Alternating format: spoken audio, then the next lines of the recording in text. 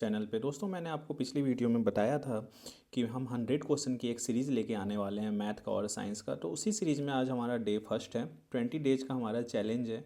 Per day हम 5 question करेंगे boards के मैथ के पेपर से रिलेटेड। उम्मीद करता हूँ कि आपको ये 5 क्वेश्चनों में सारे डाउट क्लियर हो जाएंगे 100 क्वेश्चनों में, और जब आप पेपर दो तो आपको लगे कि कॉन्फिडेंस कि हाँ हम हर एक क्वेश्चन को कर पा रहे हैं। तो पहला क्वेश्चन देख रहे हैं, इसमें दिया हुआ है कि if the possible integers of P and Q can be expressed as, P की वैल्यू दिया हुआ है और क्यू की वैल्यू दिया है।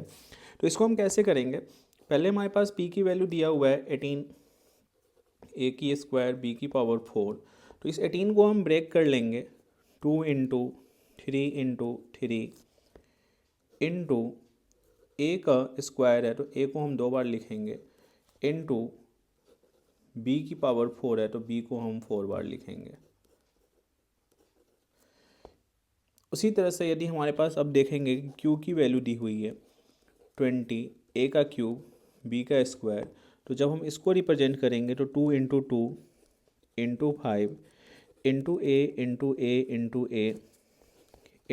Into B. अब यदि हम एलसीएम की बात करते हैं इस क्वेश्चन में कि एलसीएम हमें निकालनी है, तो एलसीएम में हम क्या चीज़ को देखते हैं? तो एलसीएम में हम देखते हैं कॉमन नंबर में हाईएस्ट फैक्टर। जरूरी नहीं दोनों में कॉमन हो। एचसीएफ में हम कॉमन देखेंगे, एलसीएम में हम हाईएस्ट वैल्यू देखेंगे। तो यहाँ पे जब हम देख रहे हैं तो 2 जो है वो ऊपर वाले नंबर में एक बार है और यहाँ पे 2 जो है 2 बार है। तो हम एलसीएम में 2 की वैल्यू जो लेंगे वो 2 बार वाले लेंगे। उसी तरह से 3 यहाँ पे 2 बार है, 3 इसमें एक बार भी नहीं है, तो यहाँ पे जो हम 3 लेंगे वो 2 बार लेंगे। 5 जो है वो अकेला है तो एक ही बार हम 5 को लिखेंगे। फिर उसके बाद ए जो है वो ऊपर 2 बार है, इसमें ए 3 बार है तो 3 बार लिखेंगे। फिर बी जो देख रहे हो ऊपर 4 बार है नीचे 2 बार है तो हमने बी को 4 बार लिखनी है। तो 2 2 जा 4, 3 3 जा 9 इंटू 5, ए की पावर 3 बी की पावर 4। तो ये हमारे पास दे देगा वैल्यू 9 4 जा 36, 36 इंटू 5 180, ए की पावर क्यूब बी की पावर 4। तो ये हमारे एलसीएम निकल गया। यदि हम एचसीएफ पूछता है तो हम इसमें क्या करते हैं, कॉमन नंबर निकालते हैं। अब सेकेंड क्वेश्चन कह रहे हैं कि हमें पास 2 पॉइंट दिया हुआ है। Find the distance between the point 3 and 5 and x and 5 is 15। तो इसमें हम वैल्यू को क्या करेंगे, तो एक पॉइंट हम ले लेते हैं 3 और 5 है, और दूसरा पॉइंट ले लेते हैं हमारे पास x, 5 है। तो डिस्टेंस दिया हुआ है इनका 15।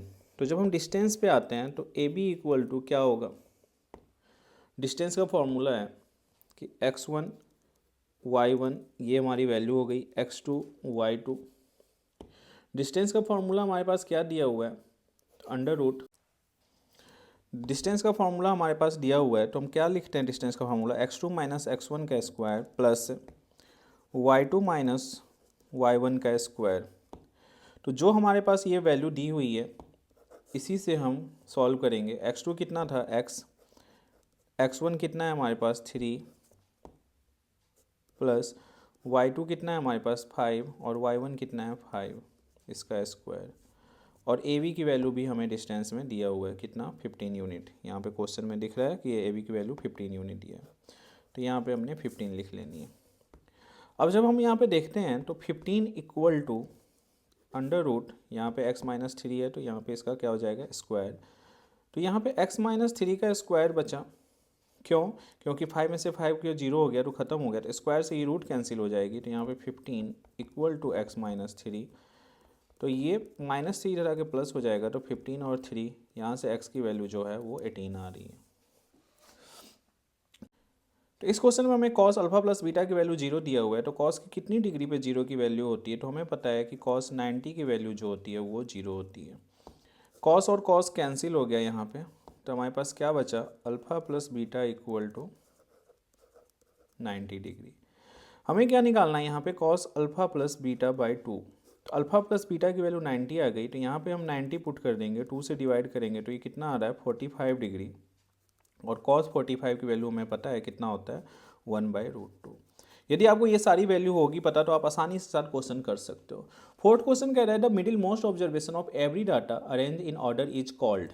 तो जब हम मिडिल मोस्ट ऑब्जर्वेशन करते हैं किसी भी डाटा का तो उस ऑब्जर्वेशन को हम बोलते हैं मीडियन। तो इसका आंसर हो जाएगा मीडियन।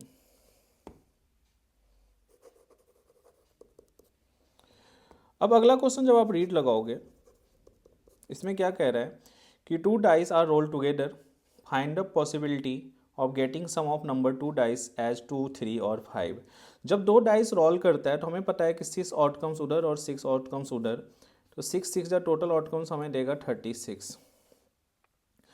अब हम इसमें पैटर्न जो फॉलो करेंगे तो हम किससे लिखते हैं, 1,1, 1 के साथ फिर सारे नंबर कहाँ तक जाएगा, 1 से लेके 6 तक। उसी तरह से 2 के साथ 2,1, ऐसे करते करते ये 2 से लेके 6 तक जाएगा, एंड सो ऑन, ये नंबर बढ़ते जाता है। बट हमसे पूछा है कि ऐसे नंबर जिसमें दोनों का सम 2 आए, तो 2 किसका किसका आ सकता है, 1,1 का आ सकता है, 3 आए तो 1,2 का आ सकता है, और 5 आए तो 1,4 का आ सकता है। पहले 1 के साथ तो इतनी पॉसिबिलिटी आ गई। 2 वाले में 2 और 1 का 2 + 1 करोगे 3 आ जाएगा, 2 to 4 वो तो नहीं लेना है, 2 और 3 5। अब उससे ज़्यादा नंबर हम लेंगे तो वो इससे ज़्यादा हो जाएगा। 3 के टेबल में आते हैं तो 3 और 1 4 हो जाता है, लेकिन 3 और 2 जो है वो हमें 5 देगा। 4 में आते हैं तो 4 और 1 5 देता है, तो एक पॉसिबल आउटकम्स ये हो गया। तो यही टोटल हमारे पास पॉसिबल आउटकम्स बन रहे हैं। जब हम इसको देख रहे हैं तो 1 2 3 4 5 6 7, तो इसकी प्रोबेबिलिटी जो हम निकालेंगे तो ऊपर में 7 आ जाएगा, और टोटल नंबर जो है वो हमारे पास डिवाइड कर देंगे किससे, 36 से। तो इसका आंसर जो है ये हमारे पास पॉसिबल आउटकम्स दे दिया। उम्मीद करता हूँ आपको ये सारे क्वेश्चन समझ में आ गए होंगे। 5 क्वेश्चन थे, प्रॉपर तरीके से आपको हर एक दिन में हम 5-5 क्वेश्चन कराएंगे, और आपको इन्हीं 5 क्वेश्चन से आपको कॉन्सेप्ट क्लियर होते जाएगा। आज हमारे 5 क्वेश्चन 5 डिफरेंट चैप्टर से थे। यदि हम बात करें तो फर्स्ट चैप्टर हमारा, फर्स्ट क्वेश्चन फर्स्ट चैप्टर से था, रियल नंबर। सेकेंड क्वेश्चन की बात करें तो चैप्टर 7 से था, कोऑर्डिनेट ज्योमेट्री। और थर्ड क्वेश्चन की बात करें तो ये हमारा ट्रिग्नोमेट्री से था। और फोर्थ क्वेश्चन की बात करें तो ये हमारा स्टैटिस्टिक्स से था। और फिफ्थ क्वेश्चन की बात करें तो ये हमारा प्रोबेबिलिटी से था। तो पर डे हम ऐसे ही 5 क्वेश्चन करेंगे, और आपको उम्मीद करता हूँ कि सारे क्वेश्चन क्लियर होते चला जाएगा। Thank you and have a nice day.